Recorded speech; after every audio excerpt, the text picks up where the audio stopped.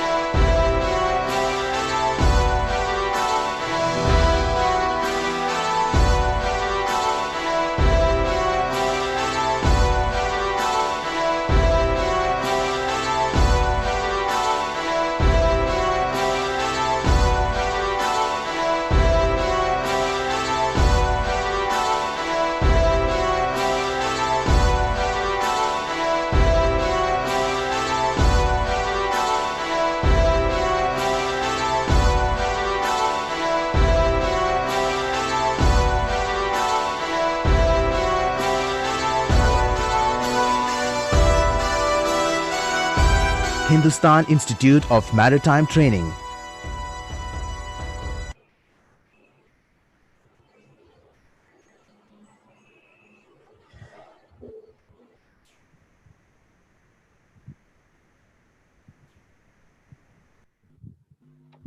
Yeah, good evening, ladies and gentlemen. Welcome to this second episode of question and answer session for the nautical stream. This is Sanjeev Vakil, CEO of HIMT. Welcome to you all once again. And we have an eminent panel here headed by Captain Deepak Kapoor, Captain Subramaniam Anand, and Captain Radhakrishnan Anand. So we have an extreme eminent panel here who are here to answer to each of the questions from the nautical side, both the operation level as well as the management level. All these years, we all know that HIMT has been operating for the last 22 years, and we have been doing these competency courses. We have been till now only reaching the students of HIMT, but then we thought that during this tough times, when many of them want answers to many questions, and there are limited seats at the college. So how do we reach anybody and everybody around the globe, institutes as well as students in other institutes also? So we just thought we'll just have this session with our eminent faculty and experts who are here. So we just thought we'll have this particular session. So with a short briefing, okay, we have, I'll introduce each of them briefly. Captain Deepak Kapoor, we all know he doesn't require introduction, but still, okay, I'll start with his career. He started with Barber Ship Management, and he also sailed with Scindias. He sailed on ships as a masterman there before he joined up MMD. He has worked at MMD, various MMDs in India,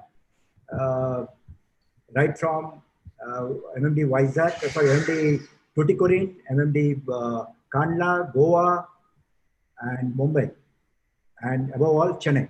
So he has been at all the MMDs, as well as at DD Shipping.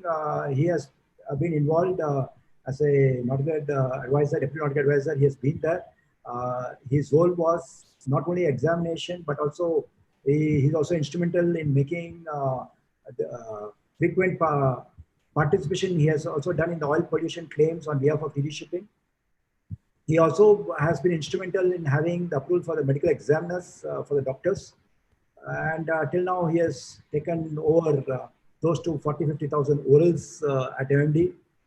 Many of them would be their students, or they would have appeared for some rank of examination to Captain Deepak Kapoor. So that's Captain Deepak Kapoor.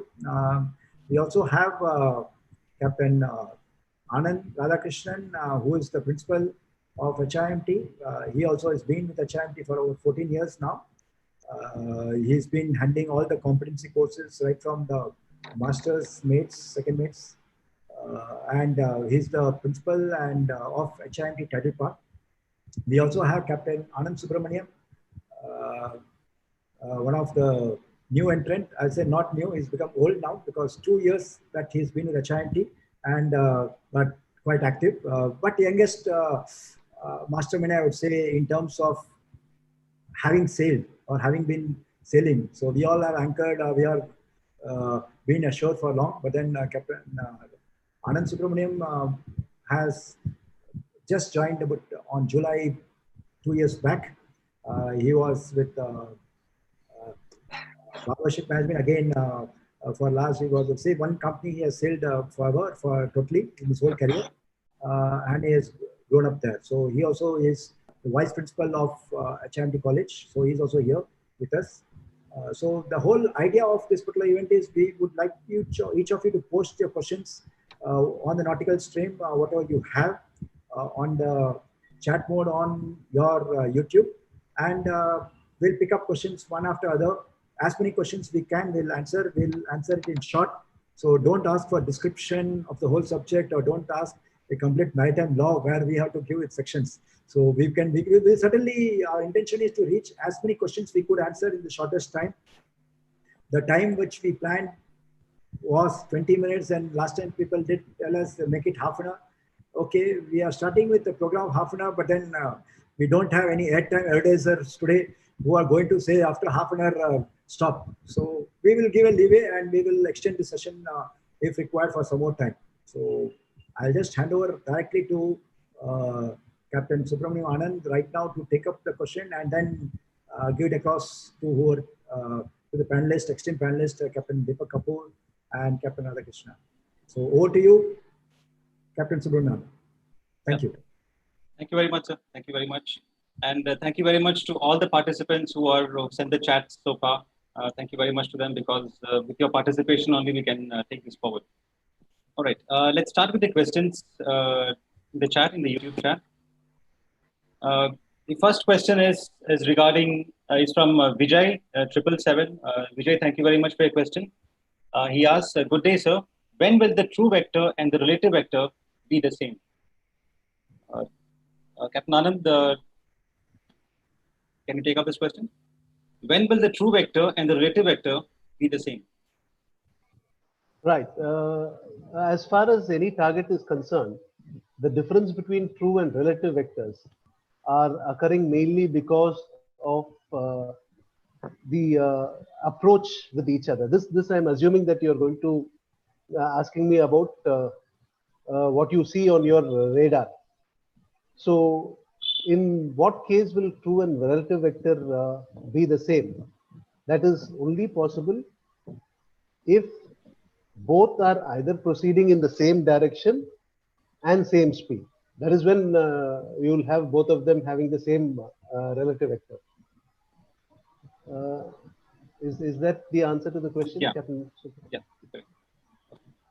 All right. There's a next question from Ashok Kumar. Ashok, again, thanks for your question.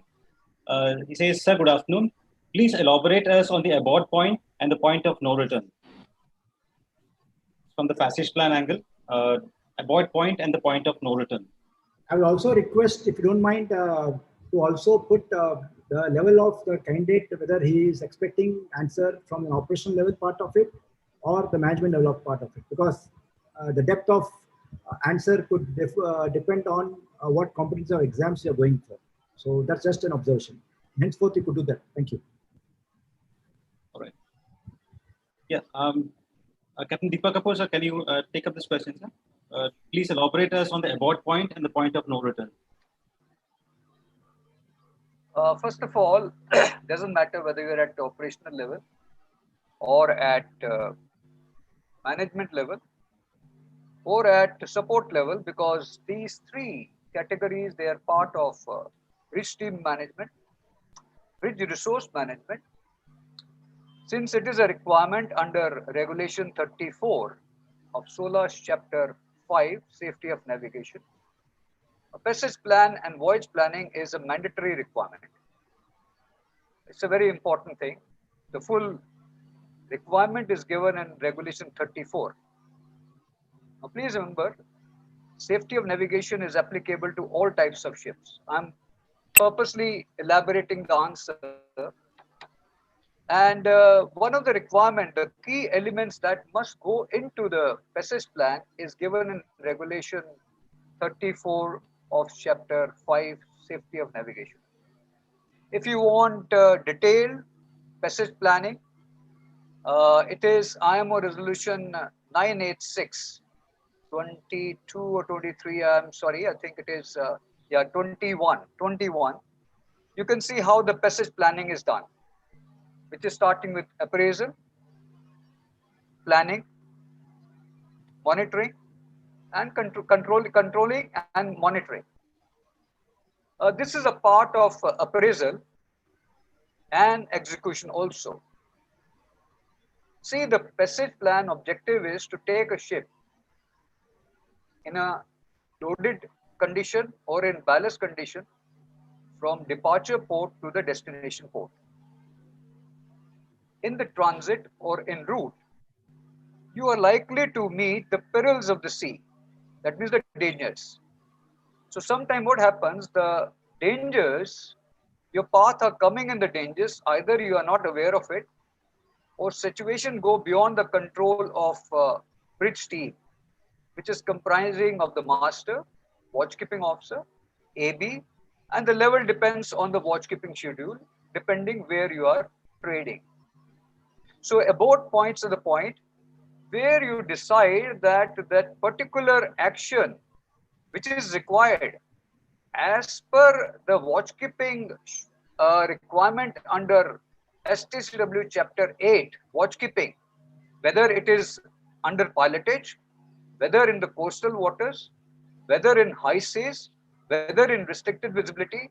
So you are following, yes, as long as the things are going fine, you will follow the plan. If you find things are going out and dangerous, abrupted, all of a sudden, I think you have to change the plan and you have to cancel that mode of action. I'm giving a very elaborate answer to you. Most of the students I know that they are taking Colreg in a very standalone fashion. Please remember, Colreg is very, very important, and Colreg cannot be implemented without the help of SOLAS chapter 5 and without the help of watchkeeping under chapter 7. Coming now specific to the answer, abort point is a point where the watchkeeping officer, after having notified the master that this particular maneuver that may be required under rule number 7, rule number 8, rule number 2, he is decided to abort it, stop it, so that there are three very important points, please remember. Where either the risk of collision has occurred, you may abort it, or you have crossed the risk of collision, that is close quarter situation has occurred, you decide to abort it, and finally is the imminent danger.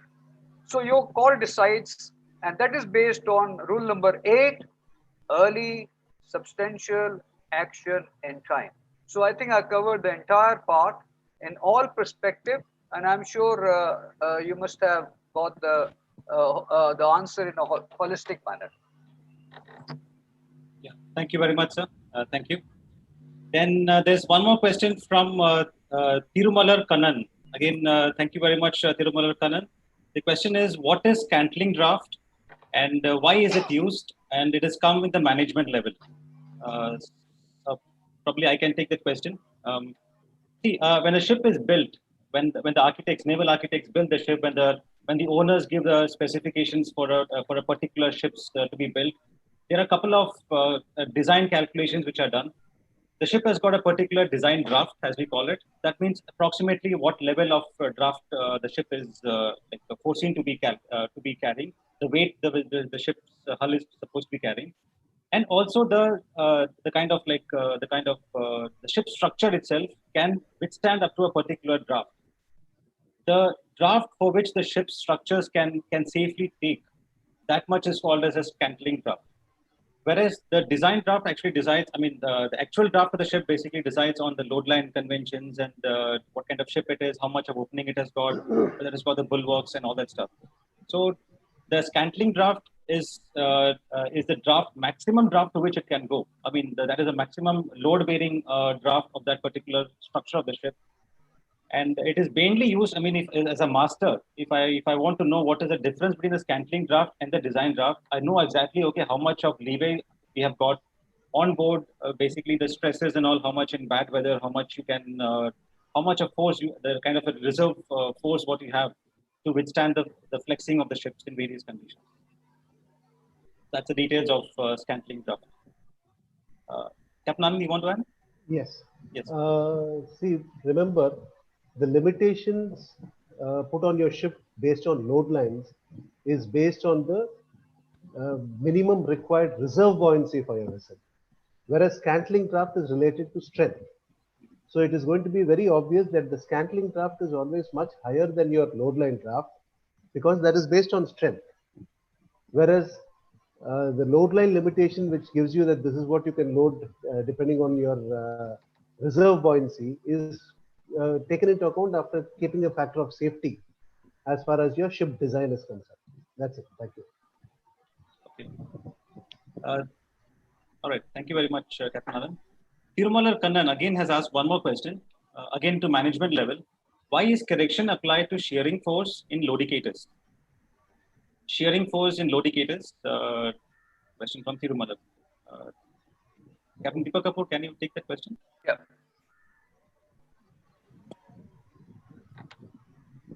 Captain Radhakrishnan rightly pointed out, there are two types of scantlings or particular ship's particulars.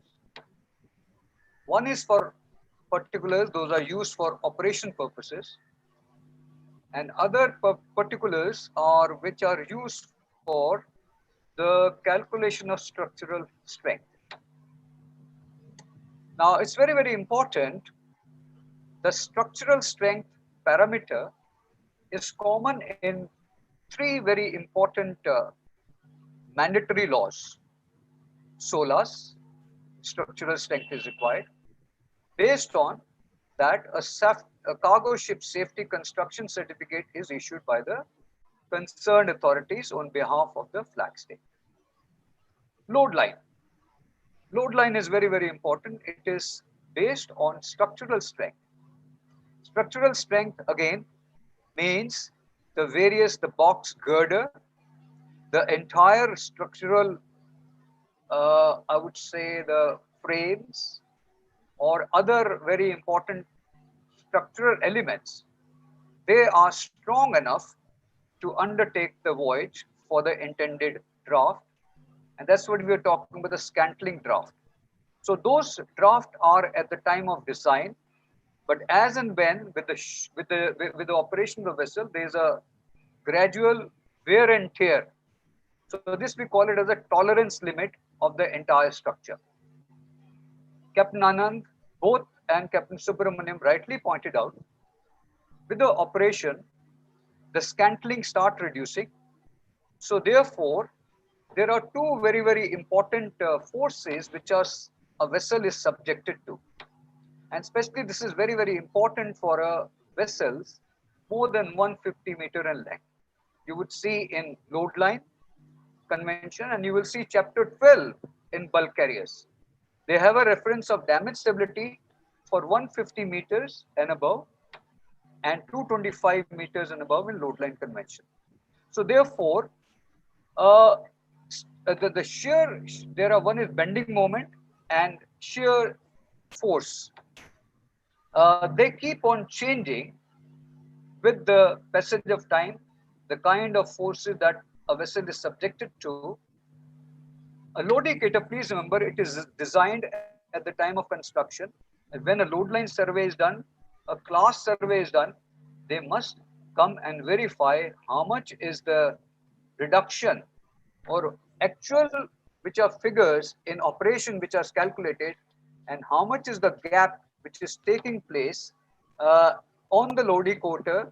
So therefore, the concerned authority has to look for the factor, how much is the wear and tear that has happened to the shearing force or the bending moment, and therefore a relevant correction need to be applied so that the actual figure during operation is taken into account, and that certainly prevents any very disastrous situation during any ship operation. Thank you, sir. The next question is from Mr. Vijay. Vijay asked for duties of third officer, second officer, chief officer during the dry docking. Now, these duties, Vijay, first of all, thank you for your question. These duties of the various ranks in dry docking is kind of like elaborately covered up in your SMS, in your company safety management systems. So in this short duration of this like doubt clearing sessions, it is not possible for us to explain out all these like duties and all. So I would suggest you please refer to your SMS of your company, and there all the duties would be clearly mentioned. Thank you. Right. And, I think I should thank also Captain Sanjay Parashar. I think from VR My Time, MD of VR also is here. I'd like to thank him. I think he's doing an excellent job, bringing back seafarers, so many seafarers. So I should thank him that he also has joined this session. And I think it's good to see so many participants watching now globally, and to have Captain Sanjay again. Welcome you, Captain Sanjay, and Please give your valuable feedbacks because you are so active and dynamic, and I could see all your Twitters and what you're doing for the industry. So thank you. Thanks for joining. Yeah, over to you, Captain Subra, please. Yeah, thank you, sir. Right. So like I was saying, Mr. Vijay, you can refer to the company SMS manual where you will have the details of the various duties to be performed in dry docking. They're all wide encompassing duties, which is not possible for us to go through in this such a short time. All right, there's a next question from Vitamin C. Hi, good evening, Vitamin C. Nice name. Please explain BNWAS resetting feature. So if I can take that question. All right, the whole purpose of having a BNWAS, that is Bridge Navigational Watch Alarm System, is to have a safe navigational watch because there have been cases, historical cases, where people have got distracted, people have got kind of like they've slept in the bridge and then they've gone ahead with some collisions or they forgot to take actions on board. So like what we have in the engine room system, we also have something very similar in the bridge, which it's a running like it's a live system where it needs to be activated. It needs to be reset at a given certain amount of time. And the time duration, what it is the duration for this dormant feature, as we call it, the dormant feature is already preset by the manufacturer, and the IMO regulations has got a limit on the number of minutes, the maximum number of minutes what you can go up to. As far as the resetting feature is concerned, the rules are very, very clear. You have to have the resetting features only in the navigational bridge. You cannot have it in the chart room. You cannot have it in any elsewhere away from the bridge. Only the navigational bridge. And you can have it in the bridge wing also. That is also allowed because sometimes during those maneuvering times and sometimes like during our watch time, we come out of the bridge wings and take some sights and readings and all. You can have the resetting features on the bridge wings and in the navigational bridge, which is visible to all these the dangers of navigation or as we're navigating. You cannot have it in the chart room. You cannot have it anywhere else inside. If you have a radio room which is separately inside, you cannot have it over there. The resetting features has to be a single stroke action. That means you don't have to do an elaborate action of like performing the reset function. And by mistake, if you keep the reset button continuously pressed, it will only take the first instant of reset. That means if you keep the button pressed continuously, it will still, I mean, the dormant stage will again run immediately as soon as the button is pressed. So we can't do that like system of putting the toothpick inside and keeping it continuously pressed so that it doesn't ring. That doesn't work in the system. That is as far as the BNWAS resetting feature is concerned. His next question is again from Mr. Vitamin C. Is does Marpol apply to lifeboat? Captain Anand, can you take that question? Does Marpol apply to lifeboat? Sorry. I still haven't got the meaning of that question. Okay, what probably he says is that like if you're on a lifeboat, would the Marpol requirements apply to you? Okay. Understood. See, as far as Marpol is concerned, so the minimum size requirement comes into play, whether it's SOLAS, Marpol. So all of them, according to the requirements, this minimum size GT is all mentioned. So for lifeboat, it doesn't come under that criteria. I think Captain Deepak Kapoor will be better to explain that in greater detail. Thanks, Captain Anand. Yes. See, let us try and understand what is the scope of Marpol.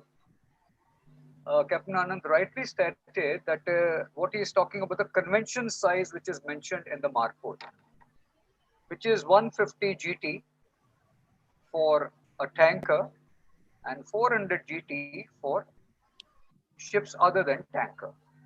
They are required to maintain certain requirement. They are required to have certain criteria for construction, equipments, emergency contingency planning, port reception facilities, etc., etc.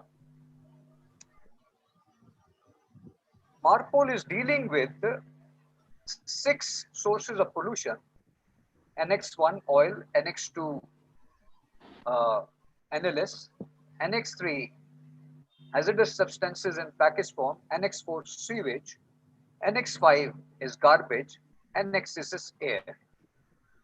It says it is applicable to all vessels which are operating in marine environment.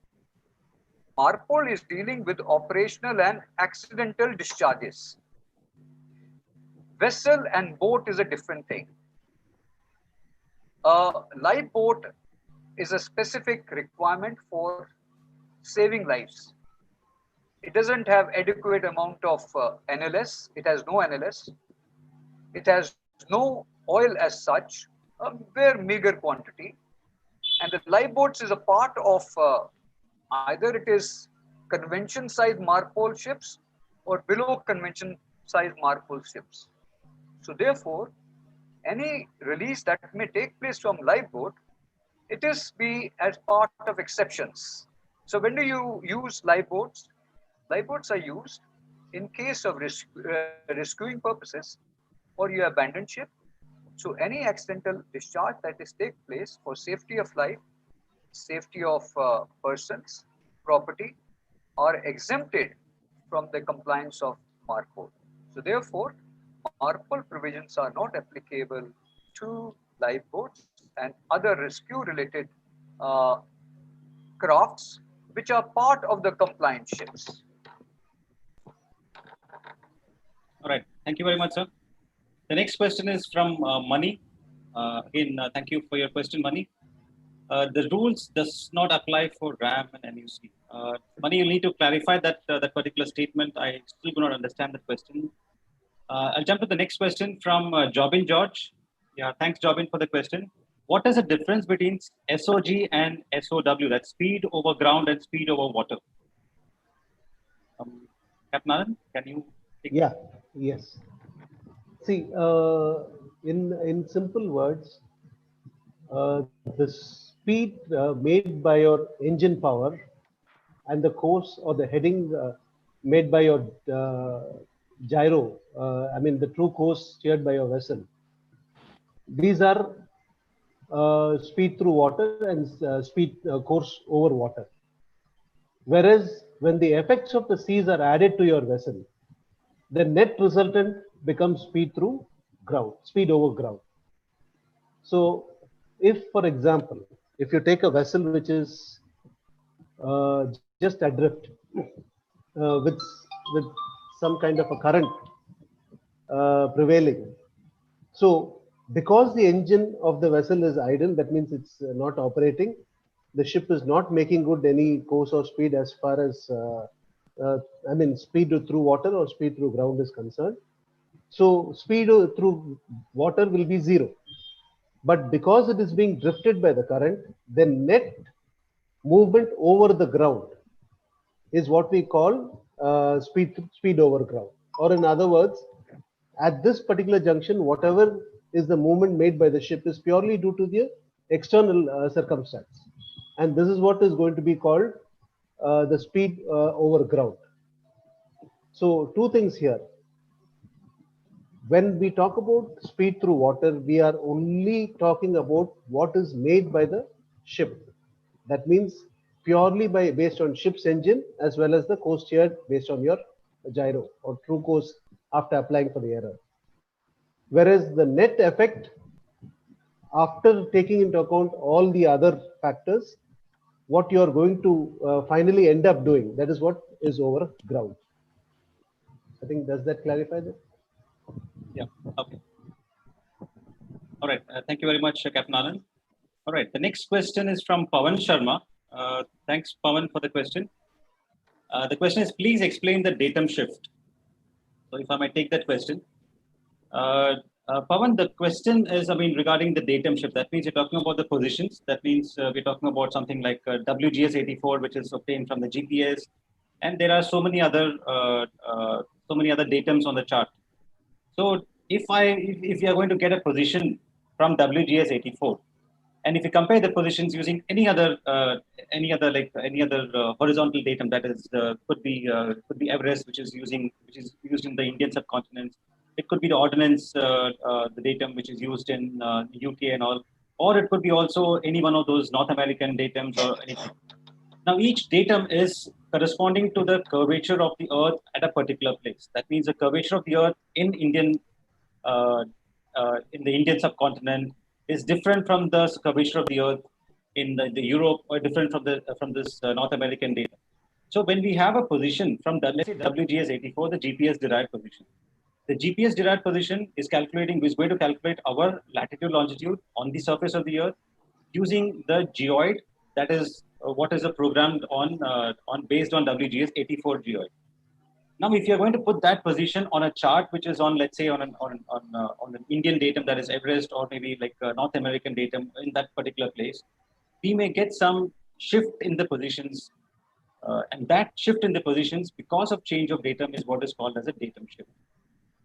So before we plot the positions on the chart, we have to ensure that the positions on the, each chart, if it is not WGS 84 based chart, there will be always a small notation on the corner or on the sides of the paper chart, where you will get the corrections to be applied to, from the WGS 84 datum, from the WGS 84 position, what all corrections to be applied to the paper chart for transferring it onto there.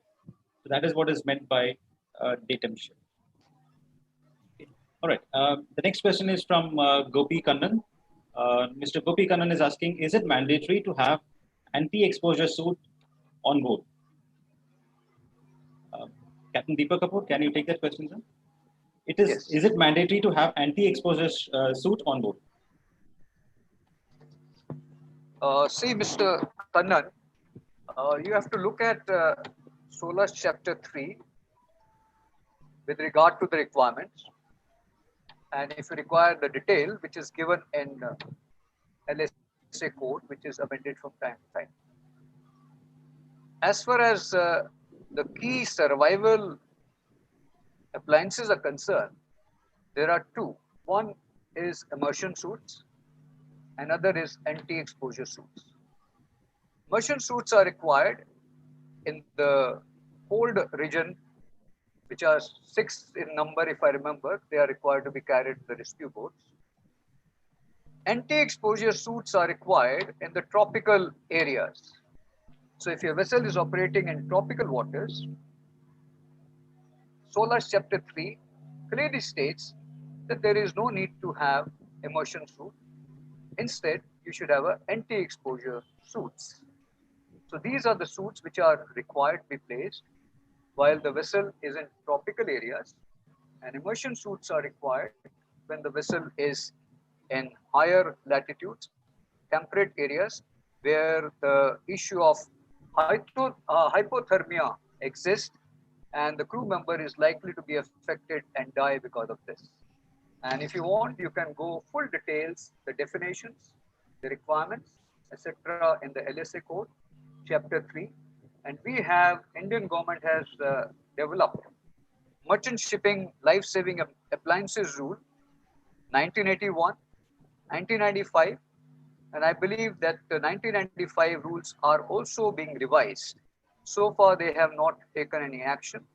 So, or you can look at the MS notices with regard to LSA, which are issued by the DG Shipping from time to time. Thank you very much, sir. The next question is from Sharmukh Shane. Thank you very much, Sharmukh, for your question. Sharmukh is asking, sir, what is head up, north up, and course up in a radar? He's asking a management level question. Captain Anand, can you take that question? What is head up, north up, and course up in a radar? Okay. See, basically, as far as the mode of presentation is concerned, broadly we can classify it as stabilized and unstabilized. Stabilized means it is actually connected with, synchronized with your gyro.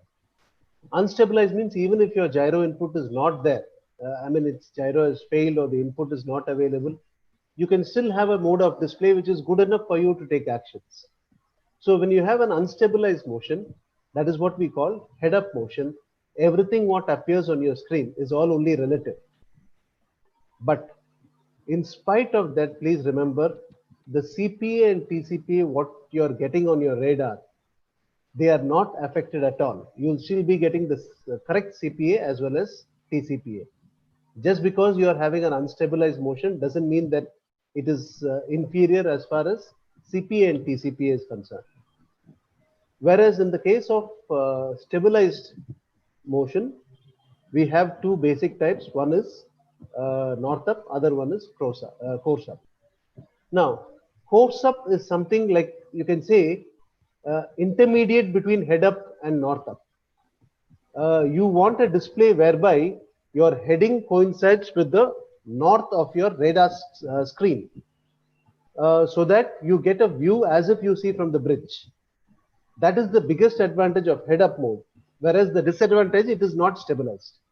So in the case of stabilized mode, and you still want a view very similar to what you see from a bridge, you should opt for a course up mode, whereby your heading alignment will be as if you are pointing to the north of the radar screen, but your actual heading is what is going to be displayed, so that you have a stabilized motion. You know exactly what heading you're steering, so that will be displayed very clearly. Whereas in the case of head up mode, you're always going to be oriented towards the north of your radar screen, and it will only keep showing 000 because there's no gyro input to it. So that is one part. The third part, when you talked about north up motion, what it means is whatever is your actual heading and how you see yourself on a chart, that kind of display when you superimpose on your radar screen is what is called north up motion. So your heading will be exactly as per what you are steering and how it appears to be on a chart, whether it's paper or EGDIS, whatever it is, how it appears on the chart. So uh, each one has its own advantage, disadvantage, so that will take a long time before we are able to explain. So to cut it short, I have just described what are these three modes, right, Captain Super? Yeah. All right. Thank you very much, Captain Alan. The next question is from Ratna Navigator. Thank you very much, Ratna Navigator, for the question. The question is, what is cargo securing manual? Please explain. All right. I can take that question. When you have a general cargo ship or when you have a container ship, car carriers, there are a lot of these parcel cargoes, piece by piece cargoes coming in. So the ship's officer, the ship's officer who are in charge of the cargo securing the whole thing, they should have a very good idea of how to go about securing those cargoes, how to go about securing the cargoes securely, so that they're ready for facing the ordeals at sea. And now that is why IMO has brought about this cargo securing manual. It is ship specific. It has to be approved by class, and there you have the details of how each unitized cargo is secured. How much of lashing material is required? What kind of lashing is required? How much fore and aft? How much at what ship? So it gives you all the details of how to secure the cargo for safely at sea. And now, when a ship's officer is looking at these, like say, for example, container ship officer or maybe car carrier officer or a general cargo ship officer, you could also have a case wherein in a bulk carrier you're taking some deck cargo. So, referring to the cargo securing manual, you will have a complete idea of how each cargo has to be secured. How are these weights, the tensioning weights to be distributed for and aft at what ship. So that is the whole purpose of cargo securing manual. Captain Deepak Kapoor, you want to add something? Yes. See, in shipping, I think Captain Anand has covered most of it. Let me just clarify from actual operation aspect. Sometimes they ask a question in an oral examination. How do you know the lashing material which is there and specified in the cargo securing manual? It is of good quality. Now that is one area I would like to highlight. Second area, which are the ships which are required to have a cargo securing manual? In shipping, there are two types of cargo trade. One is a solid bulk trade, other is a liquid bulk trade, another is a last one, the third one is a liner trade, which has a unitized cargo, break bulk cargo, or containerized cargo.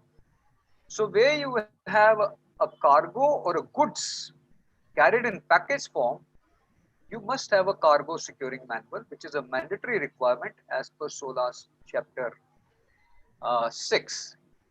You can look at our rules, merchant shipping Carriage of Cargo Rules 1995, you can get the full details. This cargo securing manual has to be approved either by the administration or by the ROs. Now, how will you know who is a RO for Indian government? Well, you can go on the DG Shipping site. There are 4 or 5 notices we have given. The latest one is one of 2019, ROs which they have given for MLC inspection.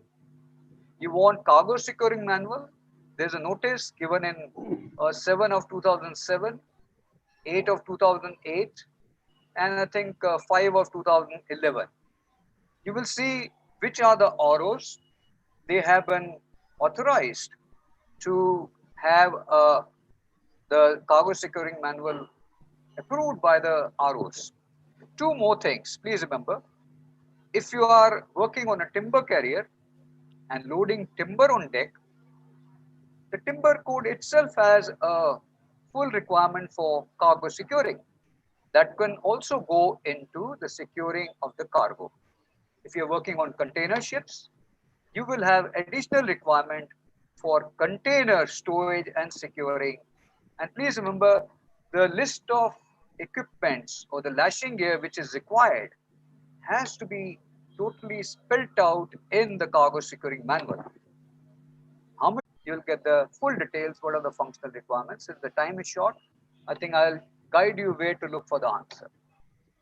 Thank you. Thank you. I think Captain Subra, should we end up, or I know the questions will keep going right through the whole night also, because Yes, generally people think that at MMD when we go, we are asked, but today they want to see if we can ask the surveyors themselves.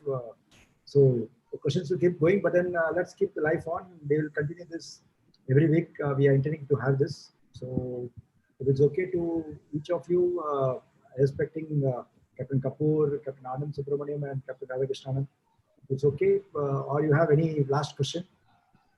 So I just want to inform them that HIMT has got this HIMT e-learning website. There, like we can do a better one-to-one coaching for candidates who are going for second mates and the class 4 MEO class 4 courses.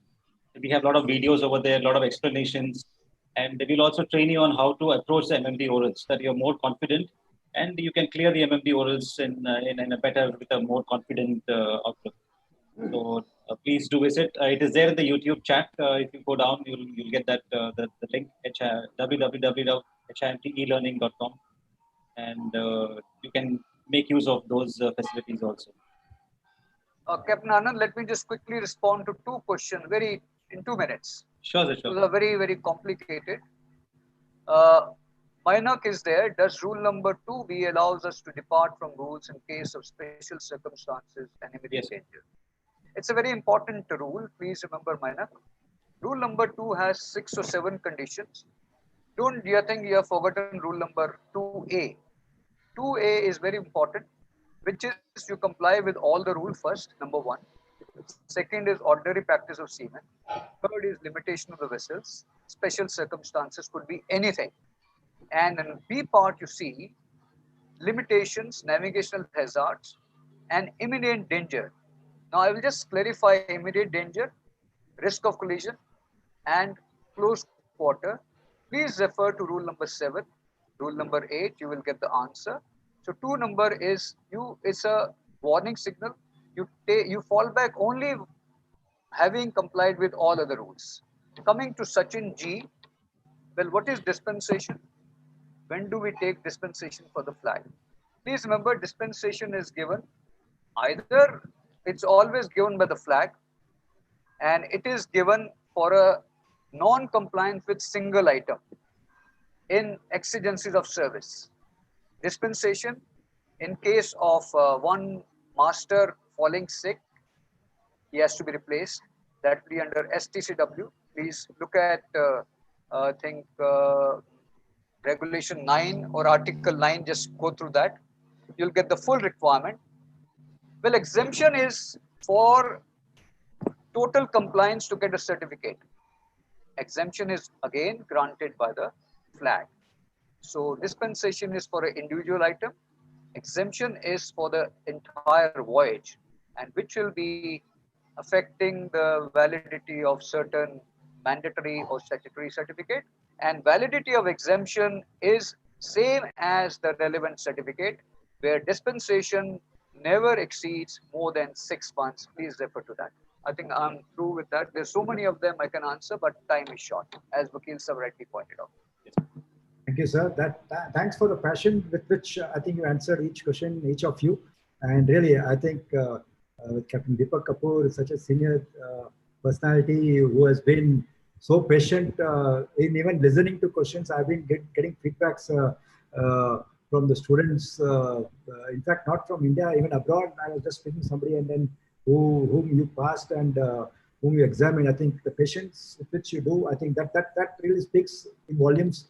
We could see it live today because I have not sat in front of you for the orals, but then I could see as an examiner how greatly I think how patiently you could answer, and that shows the passion. And that's where I think at HIMT we are fortunate to have you, and under your mentorship, I think other faculty as well are here, and I think each of our faculty have the passion on teaching, and that's where we are here. So end of the day, I think I should thank each of you for being here. And Sir, just sorry for interruption before yes. you conclude it. Yes, sir. There was a very important question I noticed by our very senior faculty, Ganpati Raoji. Okay. Yes. So my apologies. I have seen the control tonnage, but that requires a lot of elaboration. He is very well conversant. I'm very happy that he has raised that question, control tonnage. Maybe at appropriate forum, we will certainly address it. Rao Saab, my apologies. I saw that, I thought of it, but these youngsters, they were trying to avoid you. In lighter vein, please don't take it seriously. Thank you, Vakil Saab. Sorry for interruption. No problem, no problem. So yes, sir. So it is good to see because in this type of sessions, we have faculty from various institutes as well being here. And that shows like Mr. Ganpati Rao, he is there. Anything on education, I think 5 o'clock, we have one more, even I'm going to go there, how the new education policy is going to affect. Just 4 minutes left, and that's something, a webinar is there, and I think back-to-back webinars, and I think this COVID has at least taught us, each of us, we were thinking earlier how to do professional development, but I think we have done, for the next 5 years, we have done the professional development now. I think every day we are learning something new, and it's good. I think it's created a hit, and I think we'll continue doing this, and certainly we'll keep meeting each other, and thank you once again. Captain Deepak Kapoor, Captain Subramanian Anand, and Captain Anand Radhakrishnan. I think thanks for the initiative, and certainly let's keep continuing this work, and till the students say thank you, sir, we don't want to come back and we don't want to see. But I don't think the day will come, because till the time M&D exams are there, till the time orals are there, I think students will have doubts, and even after that also they will like, even at sea. I always say this, that HIMT, the contract doesn't end like on ship. You say the day you sign on and the day you sign off, the contract ends. But HIMT, we believe in the day you finish your course, our contract starts. Because till the time you are doing the course, yes, you are a student, but then the real value of HIMT is only when you sign off, and then when you finish your course. I could see even today morning, I saw a few mails which Captain Kapoor did. Students have been approaching my faculty, and that gives a pleasure to us, that students who are at sea, they approach each of our faculty through WhatsApp and through emails and clarify their doubts. I think so. Knowledge is wealth, and at HIMT, we would always like to share it. So thanks for the opportunity to each of you. Your final note, anything, Captain Subra, you would like to add on? Then Captain, and then Captain. No, so I just added up. Captain Anand can probably do that. Yeah, anything you like to add? Yes. I think thanks for all these questions. But once again, I just like to remind everybody in the future sessions also, please add this management as operational, because it helps us frame our answers in a better way for you to understand. Thank you very much. Thank you. Final note, sir. Final note from you. Anything you would like to mention, sir? No, I will just thank Captain Anand and both Anands for organizing it in a so professional manner. I think even I enjoyed listening to them. And let's continue with this. A very good exercise, good for all of us. I think we all benefit from each other from this exercise. We learn every day. And I must thank Vakil sir for taking this time off and doing a human service to Indian seafarer community. God bless you. Thank you very much. Thank you, sir. Thank you very much. Thanks to each of you.